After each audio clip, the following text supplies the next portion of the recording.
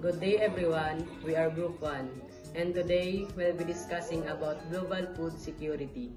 Global food security, the state of having enough food that is always available, accessible and nutrition to satisfy everyone's dietary requirements and food choices for an active and healthy lifestyle.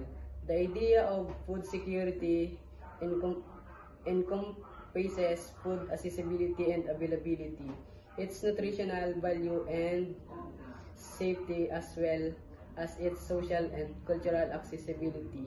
The Food and Agriculture Organization. Ito ay isang pandaigdigang isyu na naglalayong tugunan ang mga hamon sa pagkain at nutrisyon upang matiyak na ang lahat ng tao ay may sapat na pagkain upang mamuhay ng malusog at aktibo. There are several types of global food security. We have accessibility, availability, utilization, and stability. Accessibility. Ang accessibility daw po ay tumutukoy sa kakayahan ng mga tao na makuha o makagamit ng serbisyo, produkto o posibilidad ng walang mga hadlang o limitasyon. Availability. Ang availability daw po ay tumutukoy sa pagkakaroon ng sapat na supply ng pagkain upang matugunan ang mga pangangailangan ng isang populasyon. Ito ay kinabibilangan ng produksyon ng pagkain, pagtanim, pag-aalaga o pag-aani ng pagkain, distribusyon ng pagkain, pagdadala ng pagkain mula sa mga producer patungo sa mga customer, imbakan ng pagkain, pag-iingat ng pagkain upang mapanatili ang kalidad at dami nito. And stability. Ang stability daw po ay tumutukoy sa pagkakapareho at pagiging maasahan ng access sa pagkain sa paglipas ng panahon. Ito ay kinabibilangan ng pagkakapareho ng supply ng pagkain, pagiging predictable ng mga presyo ng pagkain, kakayahang makayanan ang mga shocks tulad ng mga natural na kalamidad o krisis sa ekonomiya. And the last is utilization. Utilization daw po ay tumutukoy sa kakayahan ng mga individual na gamitin ng epektibo ang pagkain ng kanilang na-access. Ito ay kinabibilangan ng kaalaman sa nutrisyon, ang pag-unawa sa kahalagan ng balansing dieta, paghahanda ng pagkain, pagkakaroon ng mga kasanayan at pagkukunan upang maghanda ng mga masustansyang pagkain, kalusugan at sanitation, pagkakaroon ng access sa malinis na tubig, sanitasyon at pangangalagang pangkalusugan upang maiwasan ang sakit at mapabuti ang pag-iisip ng nutrasyon. Factors affecting global food security. Food security is essential for ensuring that everyone has access to sufficient, wholesome, and safe food at all times. Unfortunately, a number of issues make it difficult to achieve food security on a worldwide basis. Food security is crucial to ensure that all people have enough nutritious and safe food at all times. However, achieving this globally is challenging due to problems like poverty, climate change, population growth, and unequal food distribution. These key factors greatly impact the world's ability to maintain food security. The following are the key factors that affect global food security. 1. Climate change. A significant impact on food security, causing irregular weather patterns such as floods, droughts, and extreme temperature, which affect crop production and result in food shortage. Climate change. Ang climate change ay nakaka-apekto rin sa food security by causing irregular weather like floods, droughts, and extreme heat. Nakaka-apekto ito sa production ng ani at nagreresulta sa kakulangan ng pagkain. 2. Land degradation can caused by soil erosion, deforestation, and overuse of land, has resulted in reduced soil fertility, lower crop yields, and increased food security. Land degradation from erosion, deforestation, and overuse reduces soil fertility, lowers crop yields, at paglala ng kakulangan sa pagkain. Population growth. Increasing at an unprecedented rate puts pressure on food production system to produce more food. Inadequate food production leads to food shortages and malnutrition. Ang mabilis na pagdami ng populasyon ay nagpapataas ng pangailangan ng pagkain na nagdudulot ng kakulangan ng nutrisyon. Food waste, a significant problem in food supply chain, resulting in loss of valuable resources like water and energy and contributing to greenhouse gas emissions. Food waste causes loss of resources like water at enerhiya na nagpalala ng environmental issues like greenhouse gas emissions. Economic factors such as poverty, income inequality, and food prices can significantly affect access to food. High food prices can make it difficult for low-income individuals to afford nutritious food, leading to food insecurity. Poverty, mataas na presyo ng pagkain at hindi pantay-pantay na kita ay umahadlang sa akses sa mga tao sa masustansyang pagkain. Conflict can disrupt food production system, leading to food shortages and malnutrition. It can also lead to the displacement of people from their homes and loss of livelihoods, make it difficult for them to access food. Ang kaguluhan ay sumasira sa produksyon ng pagkain at distribution, na nagdudulot ng kakulangan, malnutrition at paglikas ng mga tao. Food production system and their impact on global food security. Food production systems include all the steps from farming and harvesting, processing, distribution, and consumption. Systems for producing food are essential to guaranteeing global food security. Traditional farming methods, however, are frequently unsustainable, harming ecosystems and resulting in food poverty. Industrial agriculture, which mainly relies on monoculture, agrochemical, and fossil fuels. Industrial agriculture, which mainly relies on monoculture, agrochemicals, and fossil fuels, has a substantial negative impact on biodiversity, the environment, and the climate change. Additionally, the extensive use of these resources raises production prices, which makes it challenging for small farmers to compete in the market and worsen food insecurity for the underprivileged. Therefore, there is an urgent need to shift towards sustainable agriculture practices that ensure a balance between productivity, environmental protection, and social equity. Food production systems involve every stage of getting food from farms to our table. This includes farming, harvesting, processing, distributing, and finally, consuming the food. Mahalaga ang mga sistema ng production ng pagkain sa food security.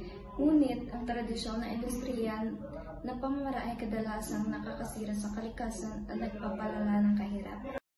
Ang industriyal na pagsasaka ay sumisira sa biodiversity at umaasa sa mga mamahaling yaman na nagpapahirap sa manliit na magsasaka. Kaya't mahalagang lumipat sa sustainable na pagsasaka upang mapanitili ang balanse sa ani, kalikasan at katarungang panlipunan. Impact of food waste and loss on global food security.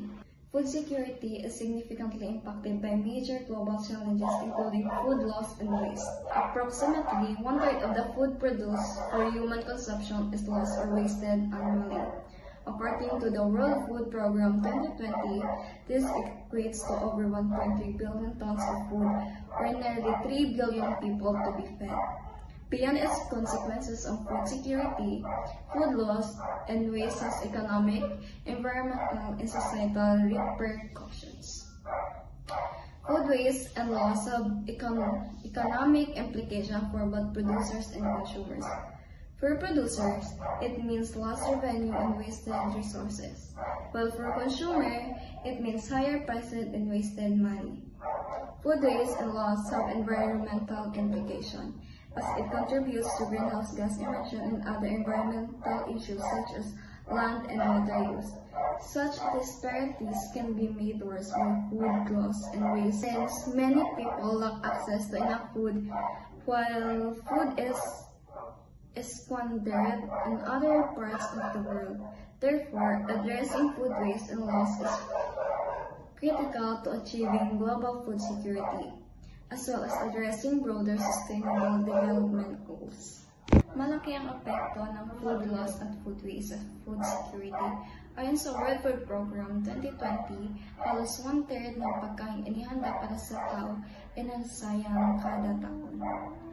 Mahigit 1.3 billion tons na pagkain ang nasasayang taon-taon, sapat para mapakain ang halos 3 bilyong tao. This issue is not only affects food security but also has serious economic, environmental, and social impacts. In summary, ang food waste ay nakakasama sa producer and pati na rin sa consumers financially. It damages the environment and worsens hunger and inequality. Reducing food waste is essential for food security and sustainable development. All along the supply chain, food is wasted and lost. The factor behind this supply chain loss are as follows. Hensel 2022. Production. Harvest, slaughter, or catch. Insufficient harvesting time, unfavorable weather, ineffective harvesting and handling techniques, difficulties accessing markets, a lack of financial incentives to reduce losses, pests, and diseases. Insufficient harvesting time. Lack of time to harvest crops efficiently leads to spoilage. Number 2. Unfavorable weather. Extreme weather condition damage crops before harvests. Number 3. Ineffective harvesting and handling. Poor techniques result in crops damage and losses. Number 4. Market access difficulties. Challenges in getting produce to markets lead to spoilage. Number 5. Lack of financial incentives. Insufficient financial support for loss reduction strategies. Number 6. Pest and diseases.